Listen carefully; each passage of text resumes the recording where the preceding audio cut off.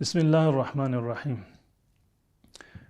در درس گذشته آموختیم که طهارت بر دو قسم است: طهارت از حدث و طهارت از خبث، یا به تعبیر دیگر طهارت حکمی و طهارت حقیقی.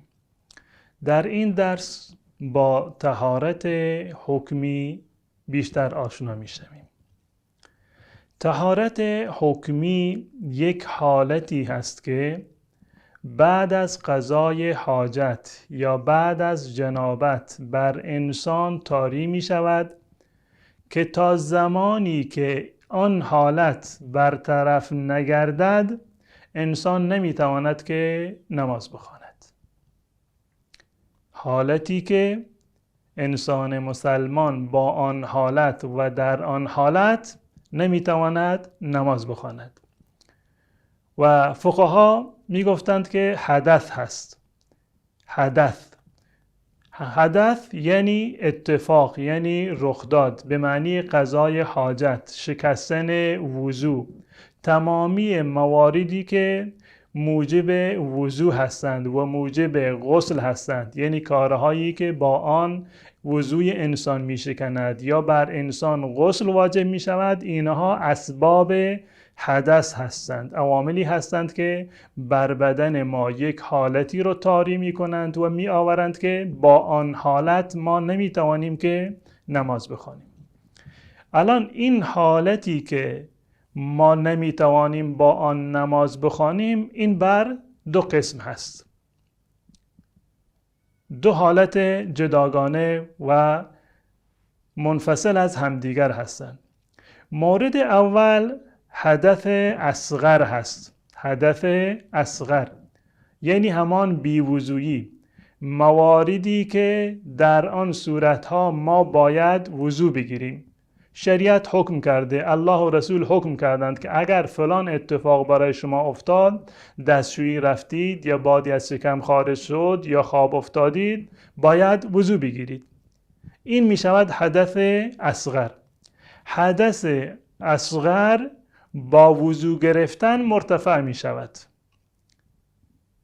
این یک نوع از انواع طهارت حکمی هست، حدث اصغر. همون گونه که در فرهنگ عامیانه ما و شما مثلا میگوییم که دستشویی کوچک یا دستشویی بزرگ، اینجا هم همین تقسیم هست. حدث اصغر یعنی بیوضویی، حالتی که بعد از قضای حاجت بر انسان طاری می شود. خب این حدث اصغر با چه مواردی رفع می شود؟ 3 مورد هستند. با 3 چیز حدث اصغر مرتفع می شود. مورد اولش وضو گرفتن هست. یعنی انسانی که دستشویی رفته یا بادی از شکمش خارج شده، به تعبیری بی وضو شده یا حدث اصغر بر اون طاری شده، اولین راهش این است که وضو بگیرد، همین اعضای وضو را بشوید. این می شود حصول طهارت، یعنی حدث اصغر دیگه رفع شد.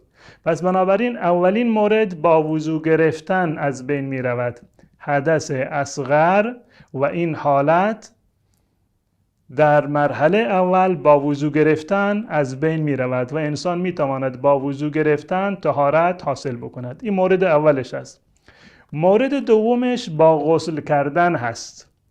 غسل کردن، فرض کنیم که یک فردی الان بی وضو شده، رفته دستشویی، به جای این که وضو بگیرد رفت مستقیما غسل کرد، غسل شرعی انجام داد.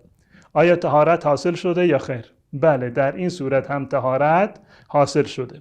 این صورت دوم و نوع دوم هست. بالفرض اگر در یک جای آب نباشد، در اون صورت با تیمم این حدث از بین می رود، یا به تعبیر دیگر با تیمم طهارت حاصل می شود. پس بنابراین حدث اصغر با 3 مورد از بین می رود. به تعبیر دیگر ما با 3 چیز و با 3 عمل می توانیم که طهارت حاصل بکنیم، در صورتی که حدث اصغر باشد: با وضو گرفتن، با غسل گرفتن و صورت سوم با تیمم هست. مورد دیگر حدث اکبر هست. حدث اکبر یعنی حالتی که با آن انسان نمیتواند نماز بخواند، اما این حالت دوم غلیظتر از حالت اولی هست. اولی بیوضویی بود، این حالت دوم حالت جنابت هست، حالت حیض و نفاس هست که یک مقداری غلیظتر هست و سخت‌تر هست. این حدث اکبر، حالت جنابت را اسمش هست در فقه اسلامی حدث اکبر، و این حدث اکبر با دو مورد از بین می رود. به تعبیر دیگر، در صورت حدث اکبر ما با دو مورد می توانیم که طهارت حاصل بکنیم. اول غسل کردن، دوم در صورتی که آب نباشد تیمم کردن. پس بنابراین جنابت را تنها با دو مورد ما می توانیم که رفع بکنیم، یا غسل بکنیم، یا اینکه اگر آب نباشد یا فردی بیمار باشد نمیتواند آب استفاده بکند، باید تیمم بکند. حالا اگر یک فردی فرض کنیم که جنوب بود، در حالت جنابت بود و به جای غسل وضو گرفت، آیا طهارت حاصل شده؟ خیر، طهارت حاصل نمی شود. پس بنابراین به صورت کلی این رو به خاطر بسپارید که حالت بیوضویی با سه مورد رفع می شود. حدث اصغر با سه مورد رفع می شود: یک، وضو گرفتن، دو، غسل کردن، سه، تیمم کردن. اما حالت حدث اکبر یعنی جنابت و حیض و نفاس تنها با دو حالت از بین می روند. با دو حالت ما می توانیم که طهارت حاصل بکنیم: اولی غسل کردن یعنی شستن تمام بدن، دومی در صورتی که آب وجود نداشته باشد با تیمم.